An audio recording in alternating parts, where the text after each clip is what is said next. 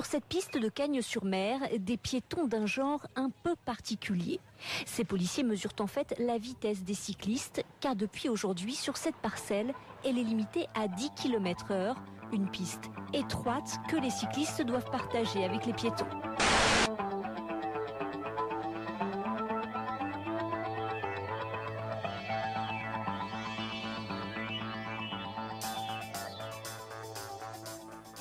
Salut à toutes et à tous, bienvenue pour ce numéro 10 des infos dont on parle peu. Le sommaire pour ce numéro, on va parler d'infos internationales, d'économie et de santé environnement. Allez, on y va tout de suite. On va commencer avec le Moyen-Orient et comme d'habitude, on va parler de la Syrie avec un témoignage du cofondateur de l'organisation Médecins sans frontières. C'est le médecin Jacques Berès qui a soigné pendant 2 semaines les blessés dans un hôpital contrôlé par les rebelles dans la capitale économique de la Syrie, où foragent les combats entre gouvernementaux et insurgés. Et il a précisé que, contrairement à ce qu'il avait vu lors de ses précédentes missions, cette année à Homs ou à El Dib, la majorité, environ 60%, des blessés qu'il a soignés à Alep étaient des combattants et non des civils, et au moins la moitié d'entre eux n'étaient pas des Syriens. On reparle de la Libye, bien sûr, avec la tuerie là dans l'ambassade américaine. Mais bon, on a eu une information comme quoi la CIA a torturé des islamistes libyens avant de les remettre à Kadhafi. Donc c'était avant le meurtre de Kadhafi. Les États-Unis ont torturé des opposants islamistes libyens avant de les remettre au régime de Muammar Kadhafi sous la présidence de George Bush. C'est ce qu'a dénoncé l'ONG Human Rights Watch, citant des documents et des témoignages. Non seulement les États-Unis ont livré à Kadhafi ses ennemis sur un plateau, mais il semble que la CIA en ait d'abord torturé de nombreux, écrit Laura Peter, auteur du rapport de l'ONG, selon laquelle l'étendue des abus commis par l'administration Bush semble bien plus vaste que jusqu'à présent reconnue, ce qui démontre l'importance d'une enquête approfondie. On reparle de l'Irak, puisque là-bas aussi les combats continuent à faire rage, la guerre civile en tout cas, et on a appris que 11 soldats irakiens ont été tués et 8 blessés dans la nuit du 8 au 9 septembre dernier dans l'attaque d'un point de contrôle de l'armée érigé près de Balad, à 70 km de Bagdad. Selon un décompte de l'AFP, au moins 278 personnes ont péri en août dans les attaques en Irak. Toujours en Irak, et il y a eu aussi un attentat à la voiture piégée contre le siège de la société pétrolière publique irakienne North Oil, près de Kirkouk, dans le nord de l'Irak. Ceci, ça a tué 7 personnes et ça s'est passé le 9 septembre.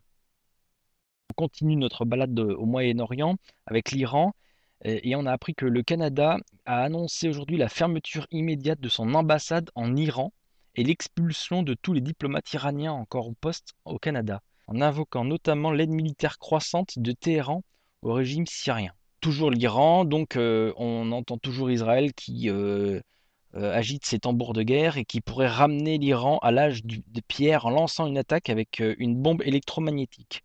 Cela provoque une émission d'ondes électromagnétiques brèves et de très forte amplitude qui peut détruire de nombreux appareils électriques et électroniques et brouiller les télécommunications. Donc les conséquences d'une telle impulsion sur une zone habitée pourraient être dévastatrices. Parlons maintenant de la Palestine. On a appris que 3 Palestiniens ont été tués le 6 septembre par un obus de chars israélien tiré contre le secteur de Beit Hanoun dans le nord de la bande de Gaza, portant à 6 le nombre de Palestiniens tués par Israël en 24 heures, selon un rapport palestinien. On continue notre tour du monde avec la Birmanie qui s'est ouverte il n'y a pas très longtemps, on va dire au monde occidental. Et justement, les vautours sont déjà engouffrés dans la brèche. Le 1er août dernier, c'est la Banque mondiale qui a déclaré faire une aide de 85 millions de dollars au pays. Et maintenant, on apprend que c'est le géant de la carte bancaire Mastercard qui a annoncé le 6 septembre avoir signé un accord avec les autorités birmanes dans l'espoir de mettre d'ici peu les paiements électroniques dans un pays encore presque exclusivement dominé par l'argent liquide. La Birmanie est en train de se faire bouffer par l'Empire. On continue avec le Québec, où a eu lieu une élection et où le Parti québécois est arrivé à la barre de la province canadienne du Québec. Donc, l'ancien Premier ministre Jean Charest, lui, a annoncé son départ de la vie politique. Et donc, c'est Pauline Marois qui est la nouvelle Première ministre et qui a annoncé ses engagements qu'elle entend respecter dans les semaines et les mois à venir, à savoir l'apaisement de la crise des étudiants en annulant la hausse des droits de scolarité mise en place par ses prédécesseurs libéraux, l'abolition de la taxe de la santé et une meilleure protection de la langue française. On lui souhaite donc bonne chance. Pour terminer ces infos internationales, on va parler des USA où on s'approche doucement mais sûrement de la présidentielle 2012 et on a vu que Barack Obama a reçu le soutien de Bill Clinton. Ça, les médias n'ont pas manqué de nous le dire, hein. On a entendu du Bill Clinton de partout. Mais rappelons quand même l'action principale de Bill Clinton dans son mandat présidentiel quand même. Parce que, mis à part de s'être fait pomper le dard dans le bureau ovale, on retiendra quand même que c'est le président qui a abrogé le Glass-Steagall Act en 1999. Le Glass-Steagall Act, c'était la loi qui sépare les banques d'affaires et les banques de dépôt. Cette abrogation est sans doute un des actes qui nous a emmenés là où on en est aujourd'hui avec cette crise. C'est pas très étonnant parce que Obama, il n'a pas le support des banques là cette année, hein. Goldman Sachs et toute la clique qui sont plus sur Mitt Romney. Donc là, on sent bien qu'ils recherchent l'appui des banques, hein. On passe maintenant à l'économie et 21% des Français qui se retrouvent en découvert bancaire à la fin de chaque mois, selon un sondage réalisé par l'Institut CSA pour le spécialiste du crédit à la consommation Cofidis. Dans la catégorie des personnes âgées de 35 à 49 ans, la proportion des sondés affichant un découvert en fin de mois monte à 30%. Par sexe, la proportion est plus forte chez les femmes, 25%, que chez les hommes, 18%. Un Français sur deux, 48%, reconnaît que son compte passe dans le rouge au moins une fois par an. On continue avec la Belgique et le total des arriérés de paiement a atteint fin août un record de 2,640 milliards d'euros. Plus de 323 000 Belges n'arrivent pas à rembourser un ou plusieurs crédits. Et cette tendance est en hausse quasi constante. Conséquence, depuis le début de la crise, les huissiers doivent saisir 2 fois plus de maisons. Alors on va parler maintenant de l'Assemblée des départements de France qui tire la sonnette d'alarme sur une augmentation des dépenses sociales. Elle réclame une aide exceptionnelle de l'État de 400 à 500 millions d'euros pour boucler 2012 et une réforme de fond du financement des collectivités pour la suite. L'austérité en Europe. Alors le site internet Le Cercle des Volontaires a mis en ligne des articles très intéressants sur les situations économiques en Espagne et au Portugal. Allez voir, c'est très intéressant.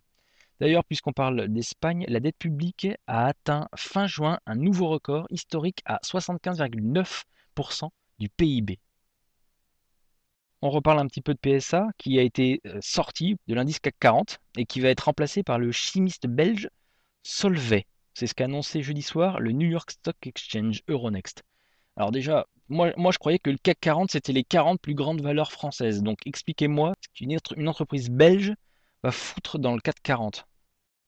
On continue avec une déclaration du milliardaire américain George Soros, qui vient de se mêler des affaires de l'Europe et qui a déclaré que l'Allemagne devrait être le moteur du développement d'une politique de croissance, d'une union politique et d'un partage des coûts, et accepter le prix d'un tel leadership ou s'en aller avec un arrangement à l'amiable. De quoi se mêle George Soros, hein?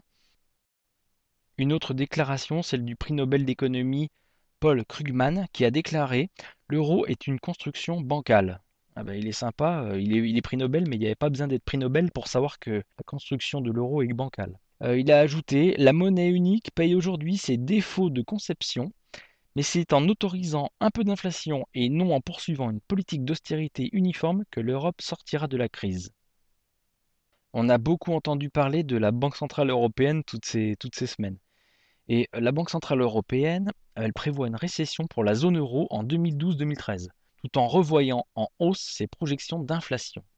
Pour le 2012, la BCE prévoit une contraction du produit intérieur brut comprise entre moins 0,6 et moins 0,2, alors qu'en juin, ses projections faisaient état d'une fourchette de moins 0,5 à plus 0,3. Pour 2013, la prévision d'évolution du PIB est également revue à baisse, comprise entre moins 0,4 et plus 1,4 au lieu d'une fourchette de 0 à 2%, ce qui a été retenu en juin dernier. Mario Draghi a déclaré nous ne prévoyons qu'une reprise très progressive de l'économie de la zone euro. Je ne vois pas où est-ce qu'il voit une reprise, mais enfin bon, pourquoi pas.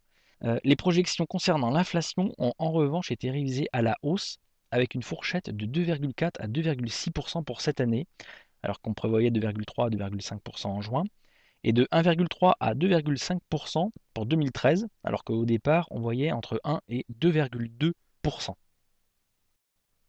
Toujours la Banque Centrale Européenne qui a décidé le 6 septembre de frapper fort face à ceux qui doutent de la viabilité de la zone euro et de la monnaie unique en annonçant une série de nouvelles mesures dont un programme illimité de rachat de dettes des pays les plus fragiles comme l'Espagne ou l'Italie. On va balancer de l'argent dans le système et puis forcément il faut bien que quelqu'un paye, hein. Ce sera nous qui allons payer tout ça. Alors ce nouveau programme soumis à conditions est baptisé Outring Monetary Transaction. Ce programme sera toutefois enclenché à la condition stricte que les États qui souhaitent en bénéficier aient auparavant fait appel à l'aide des fonds de secours européens, le FESF provisoire et le MES, son futur successeur. Bon, en clair, il faudra qu'un pays comme l'Espagne, très réticent jusqu'à présent, réclame officiellement cette aide avant qu'il ne puisse être mis en œuvre. Et donc, il faut que ces pays se prostituent et qu'ils deviennent des esclaves. On parle de la Grèce, encore et toujours. Alors qu'Athènes va recevoir un nouveau prêt de ses créanciers, le pays va devoir s'infliger encore plus d'austérité. L'Europe et le FMI réclament que les Grecs travaillent 6 jours sur 7 sans augmentation de salaire. La population est évidemment vent debout. Mais vous inquiétez pas, hein, c'est ce qui nous attend nous aussi, hein. On parle beaucoup de la crise européenne, mais on parle assez rarement de ce qui se passe aux États-Unis. Pourtant, la situation là-bas est presque pire que la nôtre. On a donc aux États-Unis le déficit mensuel de l'État fédéral qui est établi à 190,5 milliards de dollars, soit 42% de plus qu'en août 2011, indique le Trésor américain. La prévision médiane des analystes donnait un solde négatif légèrement plus élevé de 192 milliards de dollars. Selon le gouvernement, les recettes de l'État ont progressé de 6% sur un an pour s'établir à 178,9 milliards de dollars, tandis que les dépenses bondissent de 22% à 369,4 milliards de dollars. Tenez, allez voir aussi le site internet US Debt Clock avec tous les chiffres des dettes des États-Unis qui défilent. Je vous promets, ça file le vertige.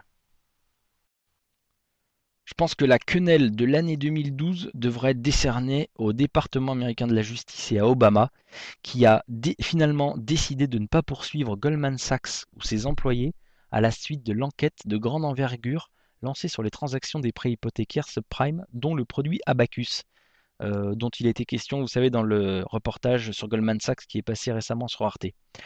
Donc le français Fable Fabuleux, qu'on a vu dans ce reportage, va pouvoir réintégrer gentiment Goldman Sachs et ne pas être mis en cause. On sent bien que Obama a besoin de soutien des banques pour se faire réélire. Une autre information, c'est le site CNN qui annonce que l'année 2013 sera celle de la crise globale. Génial. Cette crise a déjà commencé et tout le monde peut le constater. On parle en fait des matières premières comme le blé, etc., dont le prix augmente de plus en plus et qui va créer des famines dans le monde entier. Le prix augmente parce qu'il y a des sécheresses exceptionnelles dans le monde entier et aussi parce que les gens spéculent sur le prix, bien évidemment.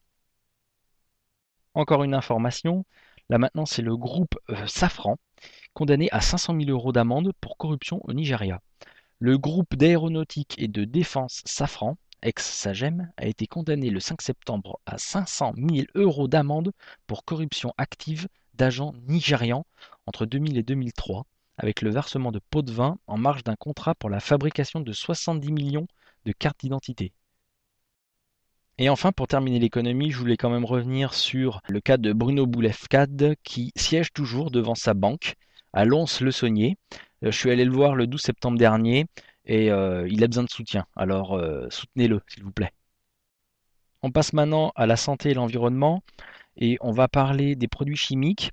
L'utilisation croissante des produits chimiques génère, en particulier dans les pays émergents, des coûts de plus en plus élevés en matière de santé et de pollution, selon un rapport publié le 5 septembre par le Programme des Nations Unies pour l'environnement. Dans ce rapport, on peut lire que sur les 10 millions de substances chimiques existantes, quelques 100 000 sont produites et utilisées en grande quantité.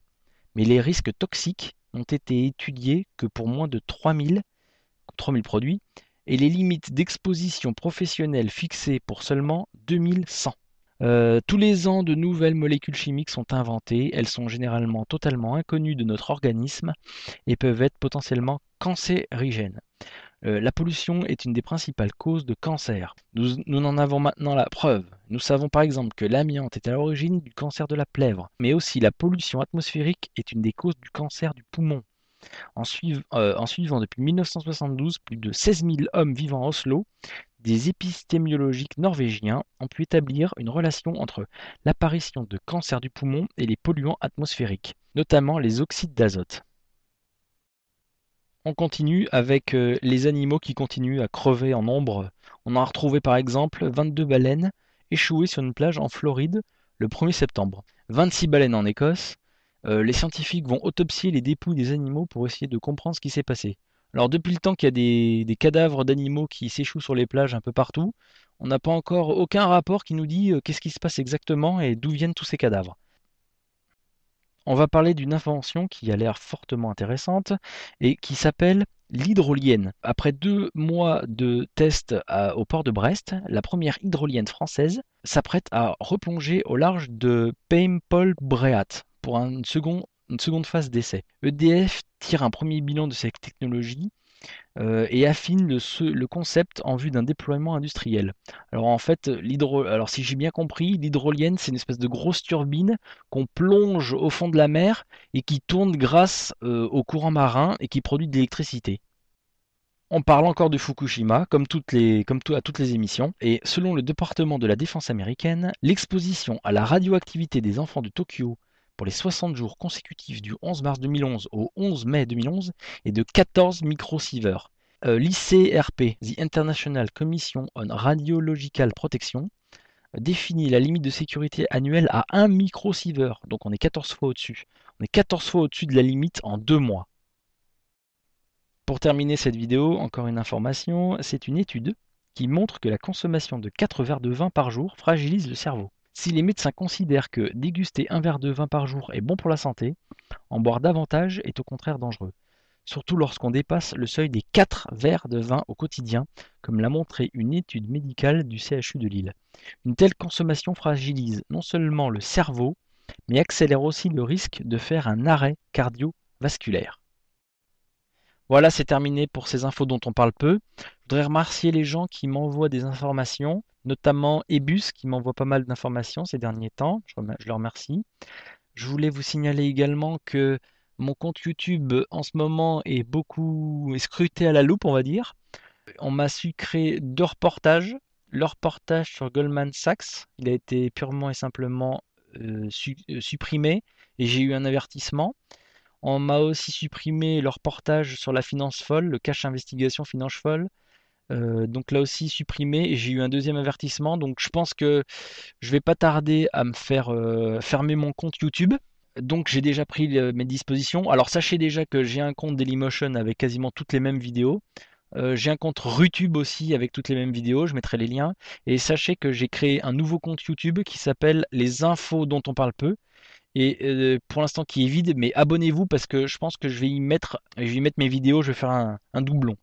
Voilà, je vous remercie tous. Rendez-vous dans 15 jours. D'ici là, restez informés. À très bientôt. Salut.